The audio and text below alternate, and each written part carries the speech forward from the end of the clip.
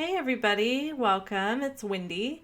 Today I am showing the November paper pumpkin kit because it's oh so fabulous. And I wanted to just share with you really quick how paper pumpkin works in case you're unfamiliar.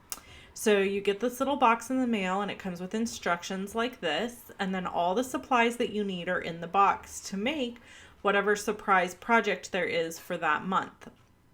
Now, this month there's cards, and it came with those two little Stampin' Spots you see off to the side. And your very first kit, you're going to get this clear block that you see sitting next to my hand. You get almost all the adhesives that you need with the kit, but you do usually need some sort of a tape runner. So that is something you should grab if you don't have one. And basically, if you sign up for Paper Pumpkin before the 10th of every month, so let's do an example. If you wanted to start getting Paper Pumpkin, you would want to sign up for it before December 10th. And then you would make sure to get the December Paper Pumpkin kit. The December Paper Pumpkin kit will be mailed to you somewhere between December 20th and 25th is when it usually arrives in my mailbox. Now, it is the holidays, so it's possible that it could come a little bit later, but I usually get mine somewhere between the 20th and 25th of every month. If you sign up for the subscription, your card will be charged around the 10th of every month, somewhere between the 10th and the 12th. You always get a little stamp set, and this is this month's. You see it here. And it's usually about this size, and I always love my Paper Pumpkin stamp sets. I keep them, and I have them organized. I even have a video on how I organize them. If you wanted to see that, you could check that out. And then all the pieces are pre-cut for you and just ready to go. So all you have to do is stamp and assemble. So you see that I'm taking quite a pause here in my video, and that is because I'm trying to read the instructions by looking at the photos. And then suddenly I realize, Wendy, you could just read the instructions. I'm a very visually oriented person. Obviously, I'm creative, and that's a huge indicator of somebody who likes to learn things visually. But it turns out in this case, I needed to stop and read the directions. I was getting frustrated because I didn't quite understand what I was supposed to be doing and like how the layering process was working.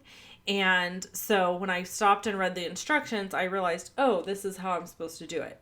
So the instructions are there. They're usually really, really clear for you so that you can understand what you're supposed to be doing.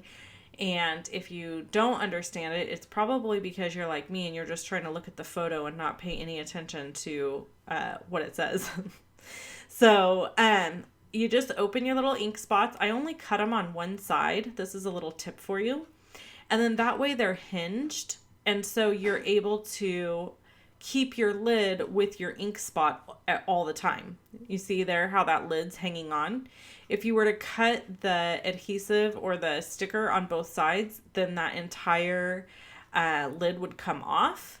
And I really like it to kind of have a hinge to it. So I never cut mine all the way.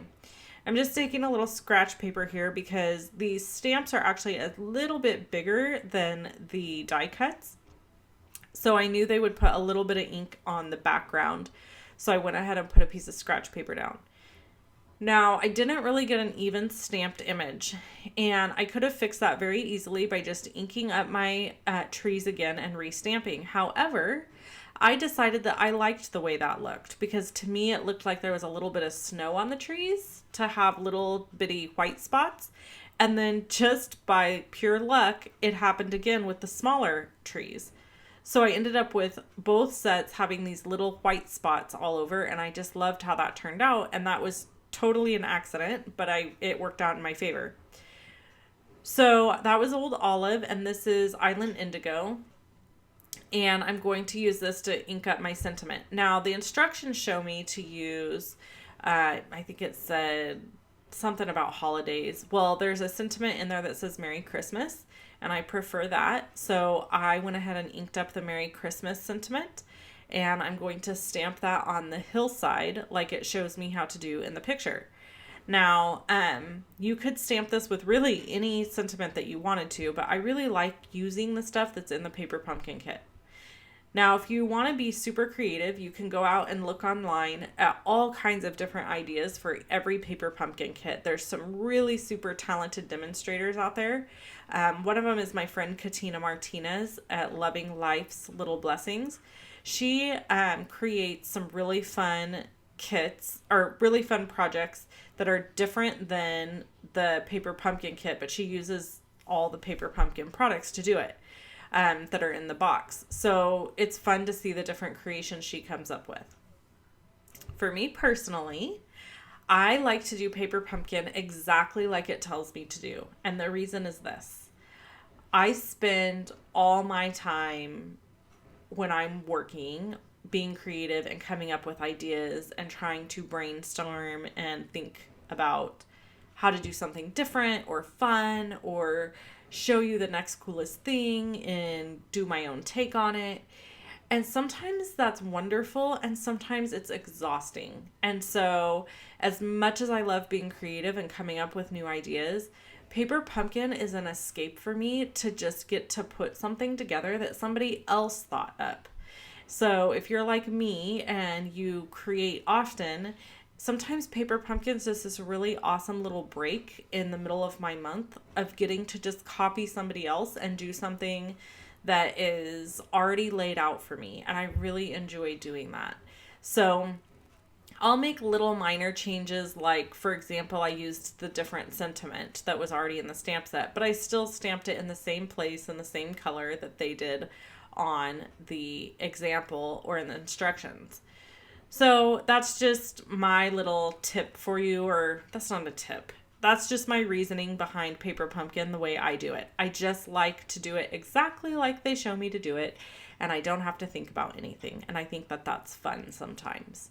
So I have this great little piece of vellum that's already cut out for me, and I thought this was such a fantastic idea, and I'm definitely going to be doing this on other cards. The vellum is actually cut exactly the same size as the card base. So when you layer this down, you get this a very, muted, elegant, soft look in the background of your card. And so I definitely will be trying this in the future on other cards. It gives a very wintry feel, I guess you could say. So it's just layering straight on top of white cardstock, and I feel like that makes it kind of look like foggy snow by putting the vellum on top. I don't know, it's just really cool. The video doesn't really do it justice, and neither do the photos. You have to see it in person. And then they gave these really awesome little sequins, and those were to place all over the card. And so there was enough stuff to make 8 cards. So I am going to put a few sequins on. Now, in the instructions, it told me to use the little dots. There's little adhesive dots that came with this kit, but I chose not to use those just because I had my fine tip glue pen handy. Just so you know, you could use the little glue dots that come in the kit and you wouldn't even have to have this fine tip glue pen. They also encouraged you in the instructions to tie some baker's twine that came in the kit around the top of the card. But those of you that watch my YouTube channel a lot know that I'm a clean and simple girl. I really love very clean and simple designs. I like lots of geometric designs and clean lines. So I left off the baker's twine, but this is what it looks like. And you could use it if you wanted to. It's really pretty. And they wrapped it around the top, but I chose not to do that. So this is the card, and you just make 8 of those. And then there's a great little envelope that comes with it. And they were super smart, and they made the envelope quite a bit bigger than the card because the card's really thick. So, because it has all those popped up layers. So when you stick the envelope or the card in the envelope, it'll have plenty of room and won't be so tight that you can't seal it nicely. Then it had a pretty little place on the front that you can write your address, whoever you're addressing this to. So that is the Paper Pumpkin kit for this month, and I absolutely loved it. And I hope you sign up for Paper Pumpkin. You can go to paperpumpkin.com to sign up. And if you choose me as your demonstrator, I would greatly appreciate it.